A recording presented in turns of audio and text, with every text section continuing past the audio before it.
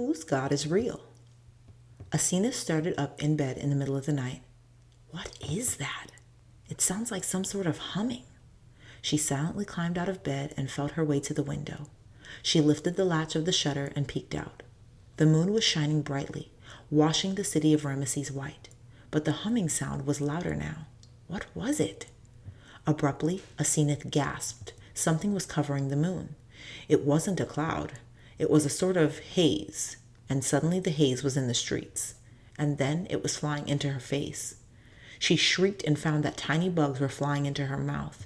She spat in disgust and immediately closed the window, but the tiny bugs were flying in through the cracks in the shutters. They were gnats. Terrible, annoying, biting gnats. Bess was screaming, and she heard her father's drunken shouts.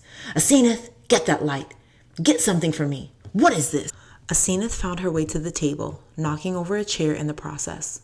A candle was still glowing faintly. She grabbed another candle and lit it, illuminating the room. But all she could see was a haze of bugs and her father and brother trying to fight them off. They were biting her, hurting her. She ran to Bess and held him close. "Another one of these accursed plagues! Ra, curse you, you evil, malicious Israelites!" her father roared. He jumped up, threw on his priest's outfit, and cursing and swearing made it to the door.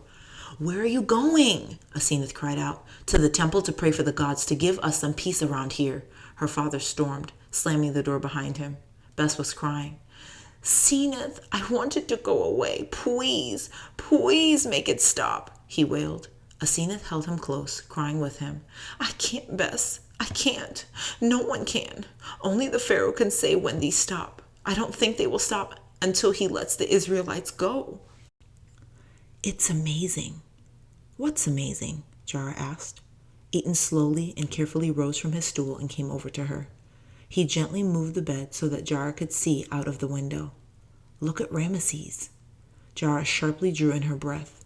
A moving, hazy, misty mass rested over the city and over all the land, as far as the eye could see. What is it? She wondered. Gnats. Hundreds and thousands of gnats. Another plague. Eaton sighed, easing himself back down onto a chair. I wish the Pharaoh wouldn't bring this destruction upon his land. But why? Why won't he let us go? Jara queried. Eaton shrugged, then grimaced at the movement. Reaching to adjust the bandage around his chest, he said, "Pharaoh's heart has become hardened. It's almost like Yahweh doesn't want him to let us go. I don't understand it. Neither do the leaders. Father went to see one of the elders this morning when he saw the plague and they're just as stunned as we are. I just don't know." Eaton's eyes drifted back to the window. Jara turned her head and saw her family working outside in the garden. They looked so happy, so peaceful. She wished that she was strong enough to join them, but she feared it would be several more days before she was up and about. At least she had Eaton as a companion, though he seemed to be doing a lot better after only one day. Her thoughts quickly turned to the poor Egyptians who were experiencing yet another plague. She wondered what it was like, stuck inside a city with swarming bugs. She shuddered, not even wanting to imagine it. A shadow darkened the doorway. Jara smiled. "Amisa." "Shalom." Amisa came in and sat on the bed beside her. "I'm so sorry that you're hurt. I heard what happened. Don't worry. I'll be back to normal soon. I just know it," Jara said, trying to appear better than she felt. "That's good," Amisa said quietly, but she wasn't really looking at Jara now. She was looking down, straightening the blanket on the bed. "Is something wrong?" Jara asked with concern. Amisa gave a sad, drawn-out sigh.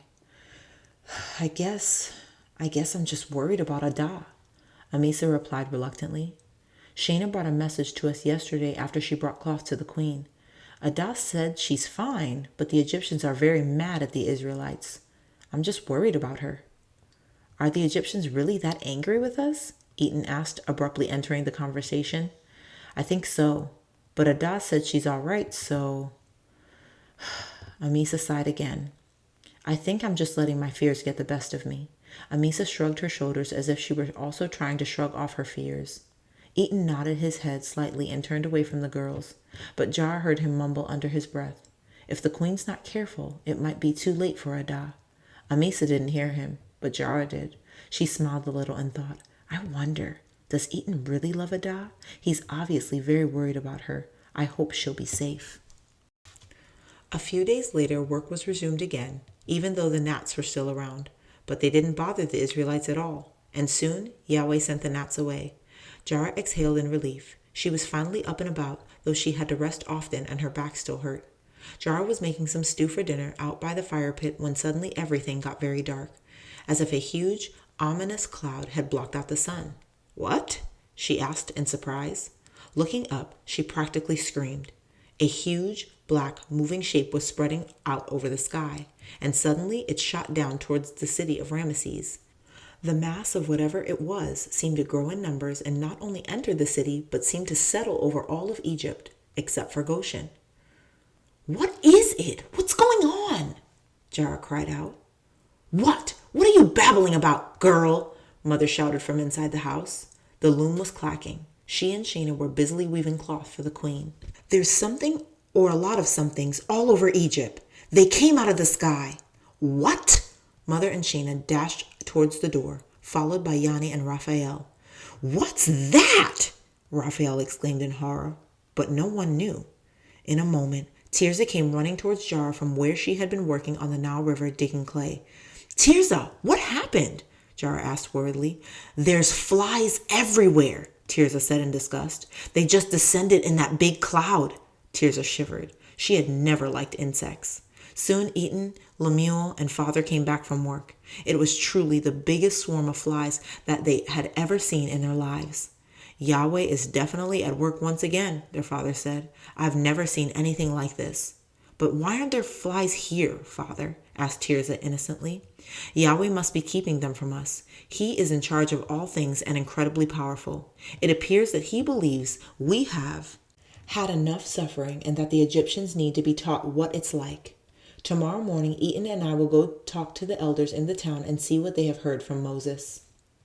Adah ran around the queen's apartment, slamming the doors closed and pulling tapestries over the window. Flies were everywhere. They were flying into her face, practically blinding her. The queen was screaming in terror in the next room. The shrill cries of the maids were echoing down the halls.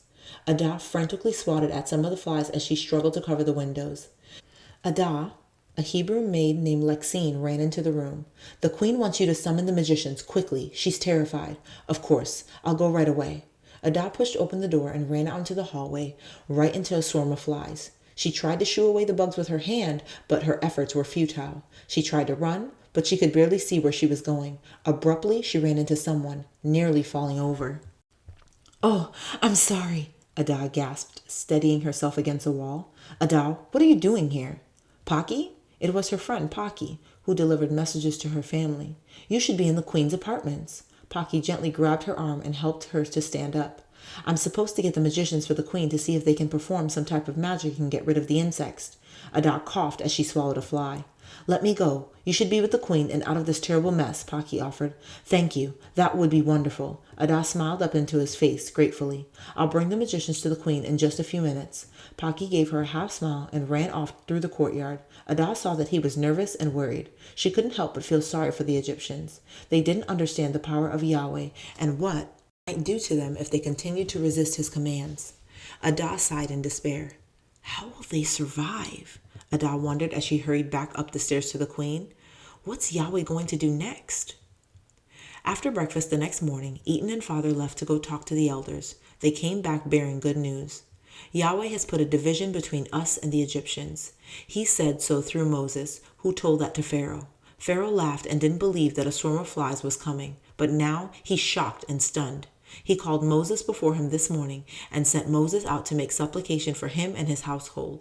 Pharaoh said that if the insects went away, he would let our people worship in the wilderness, Father said. Do you really think he'll let us go, Father? Shana asked. Father shook his head.